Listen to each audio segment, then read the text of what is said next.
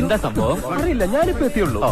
ഈ ബസ്സിന് കാശില്ലാത്ത സ്ത്രീ സ്വകാര്യ സ്കൂളിലേക്ക് കുട്ടികളെ വിടുകയാണ് അല്ലേ? ഗവൺമെന്റ് സ്കൂളിൽ സീറ്റ് ഒഴിഞ്ഞു കിടക്കുക.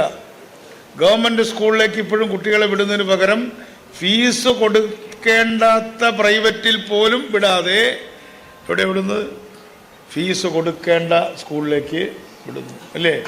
യഥാർത്ഥത്തിൽ ഈ ഉറങ്ങിക്കിടന്ന ആളെ വിളിച്ചിട്ട് സദ്യ കൊടുക്കാന്ന് പറഞ്ഞ് എണിപ്പിച്ചിട്ട് നേരെ മുഖത്തേക്ക് കാർക്കിച്ച് തുപ്പുന്ന ഒരു രീതിയാണ് ഇന്ന് ഗതാഗത വകുപ്പ് മന്ത്രി സ്വീകരിച്ചത്. എന്നാൽ ആശുപത്രിയുടെ കാര്യം വരുമ്പോൾ ഇതേ സ്ത്രീ തൻ്റെ അച്ഛനെയും ഭർത്താവിനെയും കൊണ്ട് വരാന്തയിൽ കിടക്കുകയാണ് ഗവൺമെന്റ് ആശുപത്രി അല്ലേ? പറഞ്ഞില്ല. Super sir, super sir. സാറിന് നാഷണൽ അവാർഡ് ഉറപ്പാ.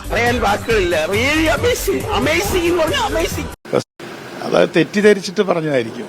ഞാൻ പ്രസംഗിച്ചത് അങ്ങനെയല്ല. പ്രസംഗിച്ചതും ഞാനെടുക്കുന്ന വളരെ കൃത്യമായ നിലപാട് പ്രിയദർശിനി ബസിന്റെ വിജയം അല്ലെങ്കിൽ ആ സ്കീമിന്റെ വിജയം നമ്മുടെ ദാരിദ്ര്യത്തിന്റെ പ്രതിഫലനമാണ്. ഞങ്ങളുടെ വിജയമല്ല.